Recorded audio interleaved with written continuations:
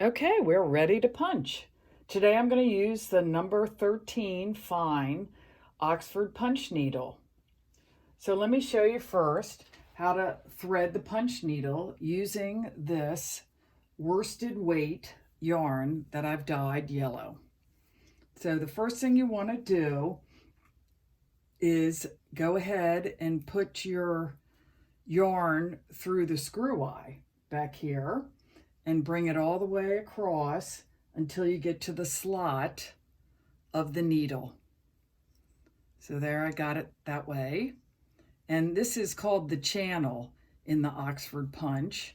And you want the object is to get it in the channel, so you go back and forth to be able to get it in. And there it goes. It's in pretty good. So when I start to punch, I like to only use about 1/4 inch of wool or yarn, so we're not wasting it. And that's true when you finish too. When we finish, I'll show you how to cut it off. So the one thing you need to know is that the fine Oxford punch, there's no stitch gauge needed when using this. Instead, you're going to punch a row of stitches in the monk's cloth in every hole. So monk's cloth have teeny little holes. I don't know, you probably won't be able to see it from the video, but they're teeny little holes, and you would go into each hole going up this petal. So I was going to go ahead and start this petal here. So I'm going to start in this location, and there are 3 tricks that you need to learn with punching. One is to always have enough of your yarn out so it's not tight. If there's a tension to your yarn, you'll end up pulling out loops.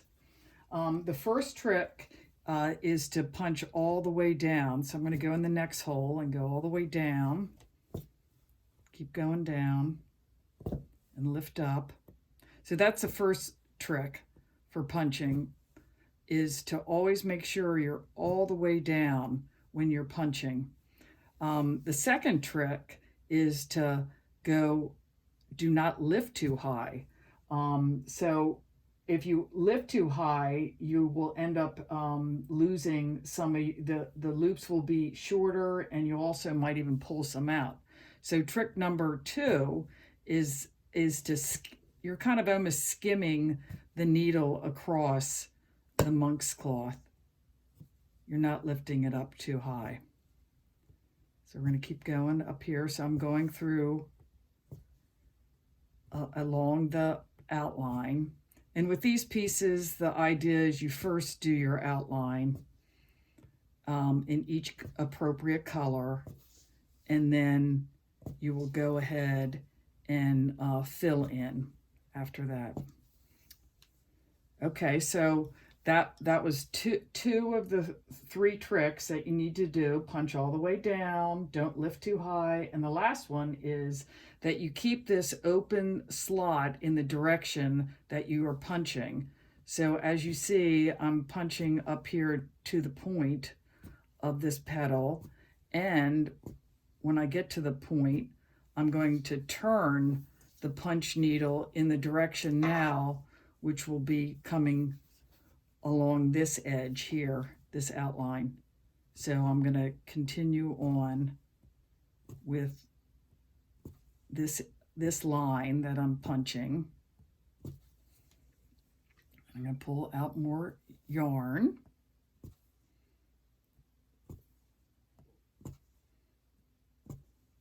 So let's see how it looks on the other side.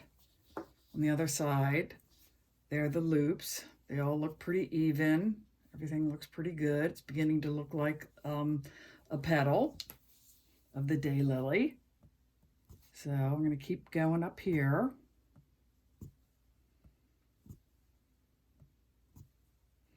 So next, let's go ahead and show you how do you stop. Let's say you have to change your color, but actually we're not going to change the color. We're just going to show you how to stop. So I'm at this point. I'm going to put my fingers down here and pinch the yarn to prevent it from being pulled up. I'm going to bring my scissors across and I'm going to snip it about the same length, about 1/4 inch. And I'm going to use my point of my scissors to push it down. I'm going to go ahead and do the one we started on too. So here they are on the other side. So see how much longer they actually look? This one was longer. So you just don't want to waste yarn if you can, and we'll clip those off in a few minutes, but let's keep going. So I'm going to pull it down again to start with about 1/4 inch, and I'm going to go in the same hole that I stopped.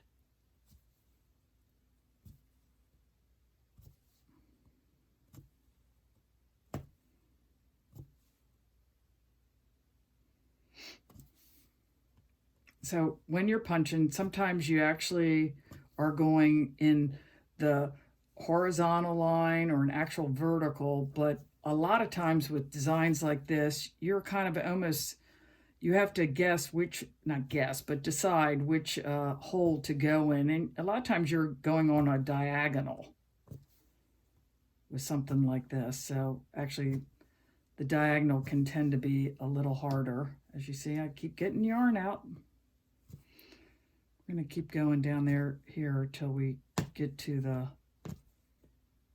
end.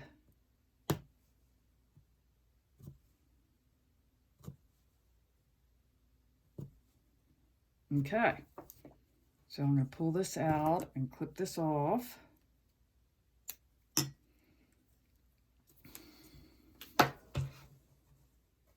Push these down. There we go. Turn it over. Now, what do we do with these ends? What you do with these ends will be that you will pull them up gently and clip them off. This one's actually punched into that loop, so I fix that, but pull gently up and you're going to flush cut them off.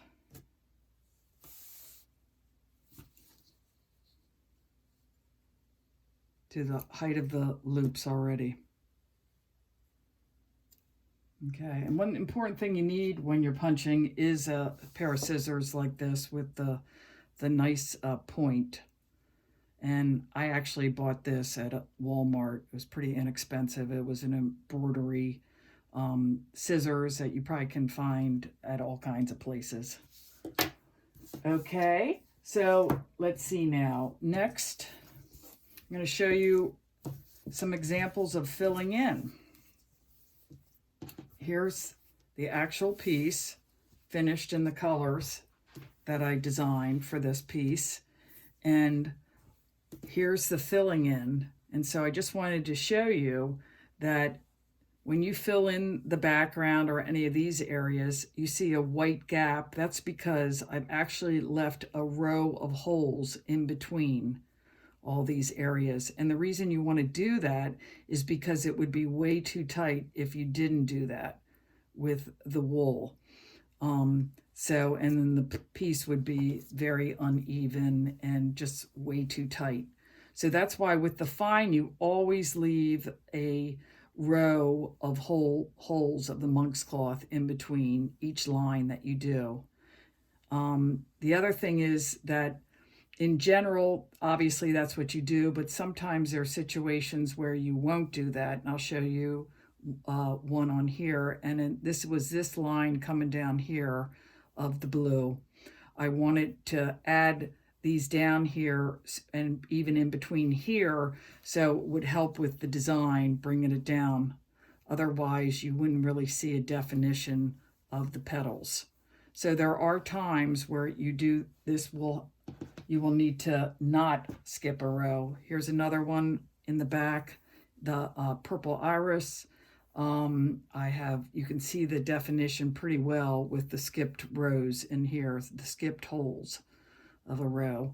And then here again, I had to be closer, did not skip a row to be able to keep that effect here with the color change. So you really have to judge, but the whole idea is that you want to have more space for your loops, and that's why you generally skip a row of open monk's cloth holes between your actual lines you punch. All right, I hope this has been helpful, and I have several different kits that I will have available soon. So hope you enjoyed these tutorials. Thanks for watching.